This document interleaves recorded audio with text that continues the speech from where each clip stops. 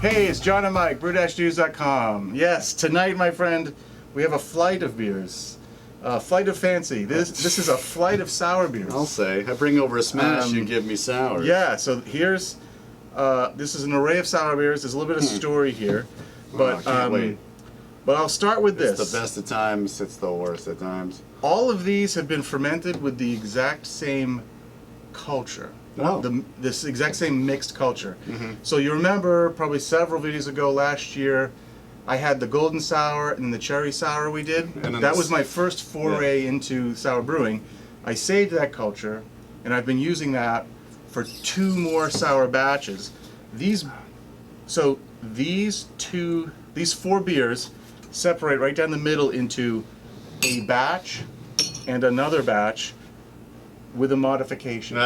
Okay? The modification. So the base beer is 50% pills, 25% malted wheat, and 25% flaked oats. Okay.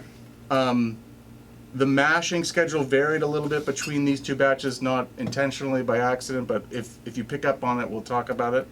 But that base recipe is what I'm calling my golden sour base, and that's what these 2 are. Yeah. So this is essentially golden sour number 2. And this is golden sour number 3, where the one we had last year was golden sour number 1. And if you remember golden sour number 1, I split it in half, and half of it got cherries. Yes. So what I did here is I'm a big fan of like Brewing or Flanders Red. So what I did is this was a 10-gallon batch of the base wort, split in half, and they both got a brief boil before they went into the fermentation vessels. But with this one, I put in a hop sack some specialty grains, like some Crystal 120, a little bit of like Munich 2, to create what I would a Flanders Red. Yeah. So I basically looked at like Jamil's Flanders Red recipe. Yep. And adapted those specialty malts to the golden. So those were steeped in the wort before they got boiled to make the Flanders Red. Then this is, so those guys moved out of the primary fermenters into glass to age a little bit more, and mostly because I was ready to brew another 10 gallons. Yeah. And so this 10 gallons is, again, the golden sour, exactly the same, a repitch of the base. And then this one on the end has got a little bit of something special in it, and we'll get to it when we get through it. So tell me what you're tasting left to right while I dive into them. Okay, well, your golden sours, because I think that's a fair comparison. The older one is really starting to take on some sour notes. They're similar, but I can find that this you can definitely taste the age on the one on your left-hand side. It's nice, it's pleasant. I think that we've had that before, and it was really good. This one, it's like this is again another year, and it's probably. So what's interesting about this one is what I was hoping for in all of these. They've been aging for quite a while. Like this guy is definitely just over a year old. From when these 2 are definitely over a year old. These guys are pushing about 9 months. What I'm looking for is remember in the original golden sour there was that weird off flavor. Yes. I think you described it as a little bit like celery seed. Yep. I have a feeling it's THP, which is tetrahydropyridine. We can talk about that another time because I need to do a little more research. But I think I taste more of that here, and less of it here. So age. It seems to be aging out a little bit. Let me see if I. Well, I can tell you the body on this one is more like it has more of a. This is much thinner, and it's almost like everything has given itself to. So the bugs. this batch fermented significantly lower than I wanted it to. So, I mean, I'm sorry, not mashed lower. Okay. So it is. So the complexity.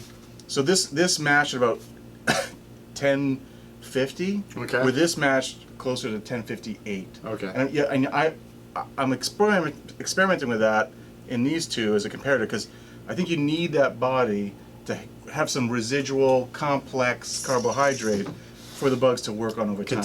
What's interesting, in the fermentation vessels, all of these, even these are in glass now, off of primary, these guys they don't look very clear here, but they're very clear in the fermenter. but they've re-pellicled. Yes. So there's still something going on there, which is interesting.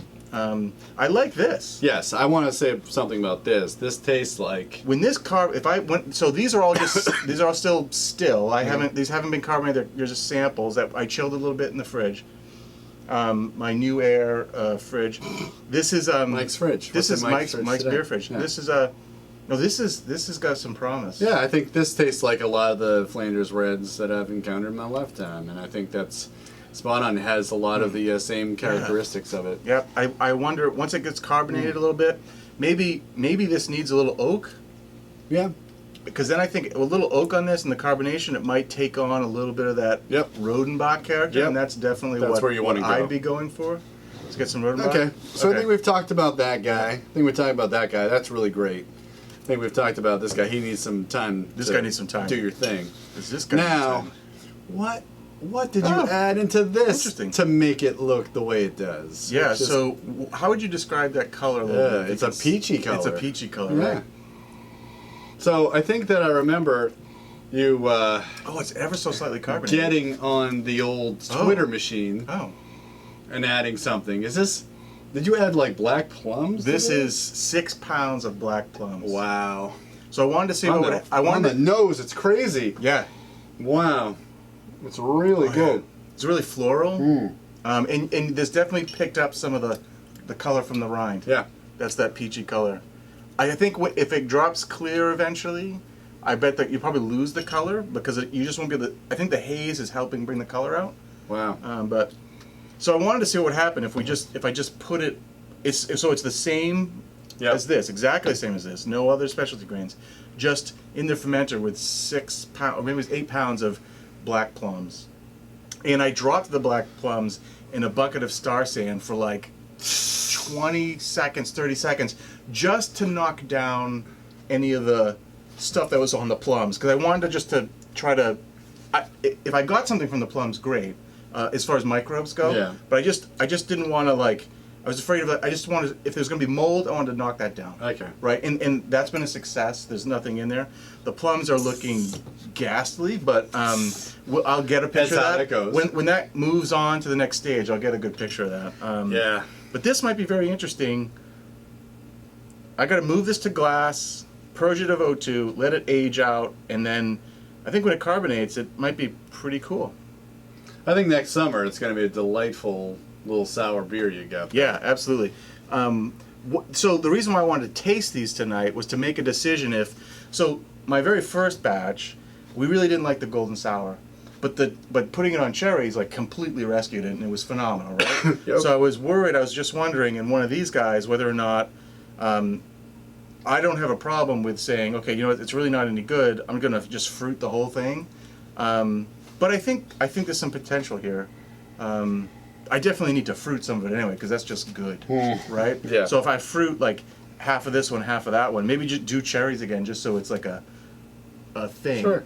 You know. But to carbonate this, I mean, to have that, you get that aroma just in your face. Oh, yeah, it's actually, gonna be so I nice. bet if it carries it up. I mean, I love the way this. Maybe I should drop it on some presents. more plums for the secondary ferment. But I have to get a fermenter with a bigger hole. There you go.